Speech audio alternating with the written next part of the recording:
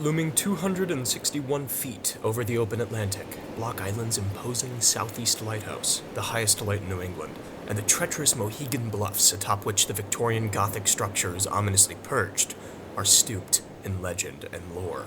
To learn about their history and hauntings, I spoke to Block Island Ghost Tour's owner and guide, Rick Lysick, as well as United States Lighthouse Society historian and American Lighthouse Foundation president, Jeremy D'Entremont. The Mohegan Bluffs were named for a 16th century battle in which the local indigenous population, the Manaseans, repelled a war party of invading Mohegans off the cliffs into the rocks and waves below.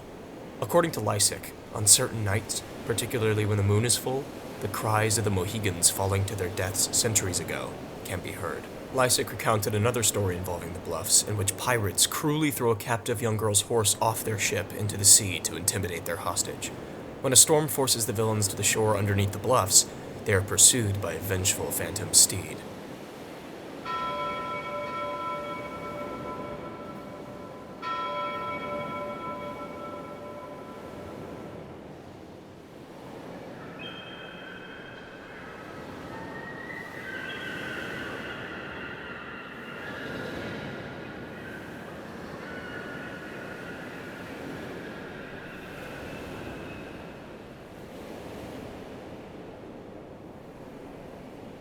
Lysick also told a story concerning a poltergeist dubbed Mad Maggie, who is reported to specifically haunt men at the Southeast Lighthouse.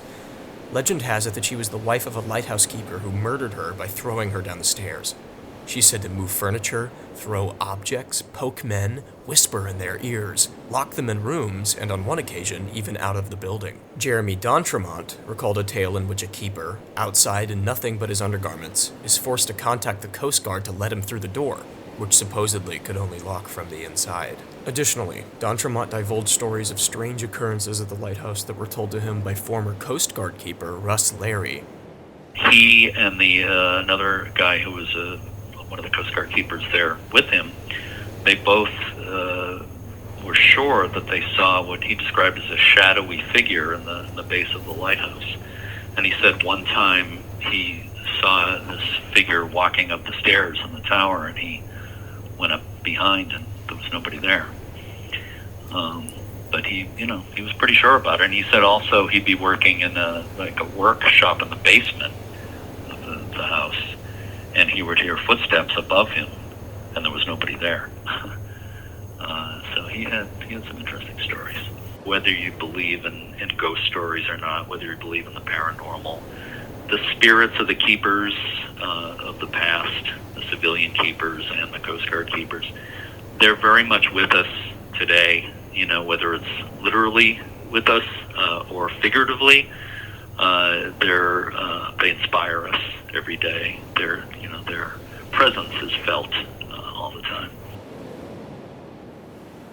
While I did not personally experience anything out of the ordinary during my trip to Block Island, I did have a local man inform me that he and his wife had seen the glow from the lantern during a time when the southeast light was officially dark in the 1990s, before the structure was impressively moved 300 feet from the eroding bluff. After returning home, I was looking through photographs I took during my trip and noticed what appears to be the vague image of a man with a long beard in the otherworldly green glow from the lighthouse's massive first-order Fresnel lens.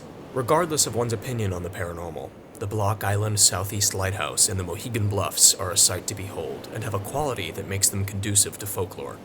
Perhaps Jeremy D'Entremont put it best. I would say that there's no doubt that lighthouses are, probably the most positive symbol or icon in our culture. People use them all the time to symbolize strength and hope and guidance and, everything positive you can think of. But I also like to say that lighthouses have a dark side as well. It's just something about that mysterious light in the darkness that kind of sparks our imaginations.